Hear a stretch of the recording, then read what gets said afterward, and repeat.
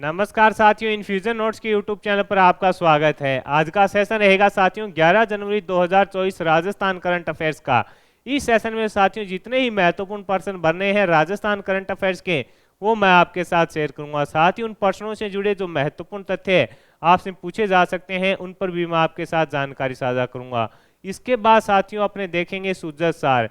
सुजत सार इसलिए इंपॉर्टेंट है साथियों क्योंकि इसके अंदर जिन कार्यों के और सरकार की योजनाओं का जो प्रकाशन होता है उनसे संबंधित करंट अफेयर्स की क्वेश्चन पूछे जाते हैं। इसके बाद साथियों अपने देखेंगे 5 महत्वपूर्ण क्वेश्चन जो राजस्थान जीके के रहेंगे पुराने एग्जाम के अंदर आए हुए, और उसके बाद जो अपने कल करंट अफेयर्स पढ़ा था उसका भी रिवीजन करेंगे। सेशन आपको पसंद आए तो इसे लाइक व शेयर जरूर कीजिएगा।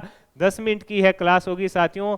10 मिनट की क्लास कितनी इंपॉर्टेंट है आपने देखा होगा असिस्टेंट प्रोफेसर के एग्जाम में साथियों। इस 10 मिनट वाली क्लास से 22 क्वेश्चन है जो पूछे गए हैं। आपको ये सेशन पसंद आए तो इसे लाइक व शेयर जरूर कीजिएगा।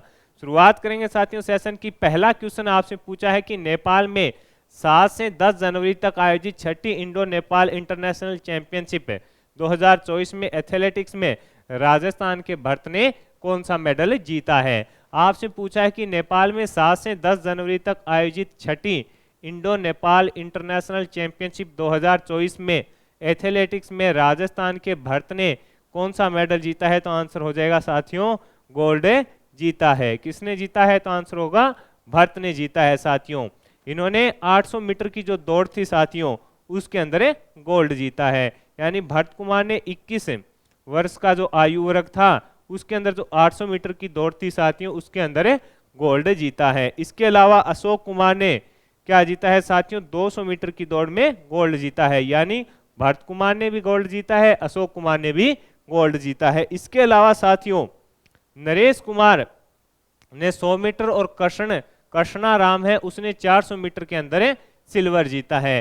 साथियों इंपॉर्टेंट इसलिए है कि ये चारों साथियों सिरोही के अंदर जो दंतानी है उस विद्यालय वहां पर जो विद्यालय है उसके छात्र हैं, इसलिए अपने लिए इंपॉर्टेंट है कि यहाँ से पर्सन बन सकता है। इसके अलावा साथियों एक गोल्ड और जीता है जयपुर के निवासी कौन है धर्मराज। इन्होंने 23 वर्ष आयु वर्ग के अंदर गोल्ड जीता है, ये अपने को याद रखना है। ज्यादा इंपॉर्टेंट साथियों भरत कुमार जिन्होंने 21 वर्ष की आयु वर्ग के अंदर 800 मीटर के अंदर गोल्ड जीता है। इसके अलावा अशोक कुमार जिन्होंने 19 वर्ष में आयु वर्ग के अंदर जो 200 मीटर की दौड़ थी उसके अंदर गोल्ड जीता है, वो इंपॉर्टेंट रहने वाला है। आगे बढ़ेंगे साथियों। अगला क्वेश्चन आपसे पूछा है कि विधानसभा में मुख्य सचेतक किसे नियुक्त किया गया है, ये भी इंपॉर्टेंट रहने वाला है। तो आंसर हो जाएगा जोगेश्वर गर्ग को। विधानसभा में मुख्य सचेतक किसे नियुक्त किया गया है तो आंसर रहेगा जोगेश्वर गर्ग को। ये जालोर से भाजपा के विधायक हैं साथियों, इनको सरकारी मुख्य सचेतक नियुक्त किया गया है, ये अपने को याद रखना है। ये कहां से विधायक हैं तो आंसर हो जाएगा जालोर से विधायक हैं, ये अपने को याद रखना है। कहां से विधायक हैं जालोर से ये विधायक हैं, ये अपने को याद रखना है। कौन जोगेश्वर गर्ग। अगला क्वेश्चन आपसे पूछा है एशिया का सबसे बड़ा क्विक लाइम उत्पादन प्लांट किस स्थान पर लगाया जाएगा।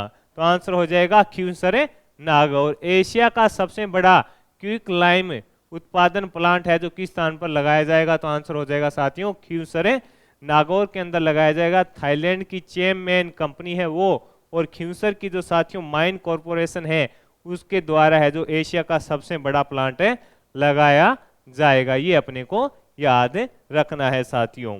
अगला क्वेश्चन आपसे पूछा है सरयू नदी के तट पर स्थापित होने वाली भगवान राम की मूर्ति को किस मूर्तिकार ने तैयार किया है तो आंसर रहेगा नरेश कुमार ने।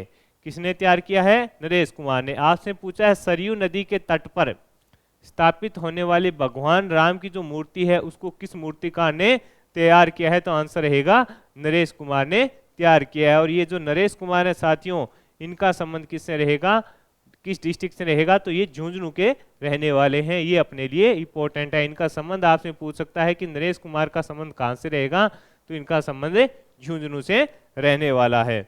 अगला क्वेश्चन आपसे पूछा गया है साथियों कि खेलों को बढ़ावा देने के लिए केंद्र सरकार ने किस जिले में खेलो इंडिया बॉक्सिंग सेंटर की शुरुआत की है तो आंसर रहेगा कोटा के अंदर, ये भी इंपॉर्टेंट है। आपसे पूछा गया है कि खेलों को बढ़ावा देने के लिए केंद्र सरकार ने किस जिले में खेलो इंडिया बॉक्सिंग सेंटर की शुरुआत की है? तो आंसर रहेगा कोटा के अंदर इसकी शुरुआत है जो की गई है। तो साथियों ये अपने राजस्थान करंट अफेयर्स के महत्वपूर्ण क्वेश्चन थे। अब अपने साथियों जो सूजस में प्रकाशन हुआ है उस पर चर्चा करते हैं। मुख्यमंत्री ने ऊर्जा विभाग की समीक्षा बैठक ली है, उसमें उन्होंने कहा है कि रबी सीजन को देखते हुए किसानों को बिजली की निर्बाध आपूर्ति मिले। ऊर्जा में आत्मनिर्भरता, प्रगति और समृद्धि का सूत्र, यानी जो किसान है उनको साथियों है जो बिजली आपूर्ति उनको समय पर मिले, कटौती नहीं होनी चाहिए, इस प्रकार का स्टेटमेंट इसमें बताया गया है। इसके अलावा जब साथी जो प्रतियोगिता परीक्षा की तैयारी कर रहे हैं उनके लिए न्यूज है कि अब 9890 पदों पर भर्ती होगी। चिकित्सा मंत्री ने पहली ही बैठक में प्रस्ताव को मंजूरी दी है। एनएचएम में सुविधा नर्स, महिला स्वास्थ्य कार्यकर्ता और सीएचओ के पदों में बढ़ोतरी है जो की गई है।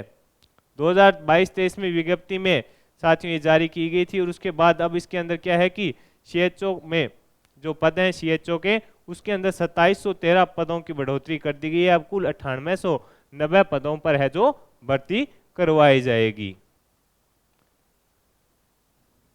इसके अलावा साथियों इसके जो अंदर इंपॉर्टेंट रहने वाला है कि राजस्थान विधानसभा का संसद टीवी की तरह चैनल बनेगा। विधानसभा की कार्य प्रणाली है जो पेपरलेस है अब होगी। इसके अंदर बताया गया कि राजस्थान विधानसभा अध्यक्ष श्री वासुदेव देवनानी ने कहा कि विधानसभा में शीघ्र ही हेल्प डेस्क की स्थापना होगी जो राजस्थान के प्रत्येक विधायक को पेपरलेस प्रक्रिया का प्रशिक्षण देगी। राजस्थान विधानसभा की गतिविधियों की जानकारी आमजन को तुरंत मिल सके, इसके लिए संसद टीवी की तरह राजस्थान विधानसभा का भी टीवी चैनल है और व्हाट्सएप चैनल है जो बनाया जाएगा। यानी अपने राजस्थान की जो विधानसभा है इसका एक टीवी चैनल बनाया जाएगा और इसके अलावा एक व्हाट्सएप चैनल भी बनाया जाएगा। ये जानकारी किसने दी है? तो विधानसभा अध्यक्ष वासुदेव नानी जी के द्वारा ये जानकारी है जो शेयर की गई है। इसके अलावा सहकारिता मंत्री श्री गौतम कुमार ने कार्यभार है जो ग्रहण किया है। अब साथियों अगला जो इम्पोर्टेंट रहने वाला है कि श्री जो अन्नपूर्णा रसोई योजना है उसके ऊपर अपने बात करते हैं। उसके अंदर बताया गया है जो साथियों इसको अब जो पहले यानी 8 रुपए की मिलती थी वो तो 8 रुपए की ही मिलेगी, लेकिन इसका जो अभी प्रति थाली दिया राजकीय जो अनुदान है वो 22 रुपए हो गया है। ये इंपॉर्टेंट रहने वाला है। पहले 17 रुपए था, अब है जो सरकार के द्वारा जिसके लिए अनुदान है वो कितना हो गया है? 22 रुपए हो गया है। जो लाभार्थी हैं उनको तो 8 रुपए ही मिलेगा। यानी टोटल इस पर आपसे पूछेगा कितना खर्च होना शुरू हो गया है तो 30 रुपए का टोटल इसके अंदर खर्च है जो शुरू हो गया है। ये अपने को याद रखना है। इसके अंदर साथियों ये भी बताया गया है कि श्री अन्नपूर्णा रसोई योजना में लाभार्थियों को परोसी जाने वाली थालियों में जो मात्रात्मक है और गुणात्मक सुधार करने हेतु जो मेन्यू दिया गया है उसके अंदर क्या होगा? 300 ग्राम साथियों चपाती रहेगी। 300 ग्राम चपाती, 100 ग्राम दाल, 100 ग्राम सब्जी, 100 ग्राम चावल, सीरियन इसके अंदर खिचड़ी भी होगी। इसके अलावा अचार यानी कुल वजन है जो इसका अब 600 ग्राम में रहने वाला है। ये भी इंपॉर्टेंट है। अपना कोई भी क्वेश्चन आए साथियों करंट अफेयर्स का वो गलत नहीं होना चाहिए। यानी लाभार्थी का स्थान पूर्व की भांति 8 रुपए रहेगा, अतः प्रति थाली दिए राजकीय अनुदान है जो 22 रुपए हो गया है। ये इसका वो ऑफिशियल डाटा जारी किया गया है। जो कुल वजन है साथियों वो क्या हो गया है? 600 ग्राम में हो गया है। ये अपने को याद रखना है साथियों। तो साथियों ये जो इंपॉर्टेंट न्यूज थी श्री अन्नपूर्णा रसोई वाली जो योजना है उस पर जानकारी देख ली। अब अपने राजस्थान जी के देखेंगे। पहला क्वेश्चन आपसे पूछा है कि संत धन्ना का जन्म किस जिले के अंदर हुआ था? तो आंसर रहेगा टोंक। आपसे पूछा है संत धन्ना का जन्म है जो किस जिले में हुआ था? तो टोंक के अंदर।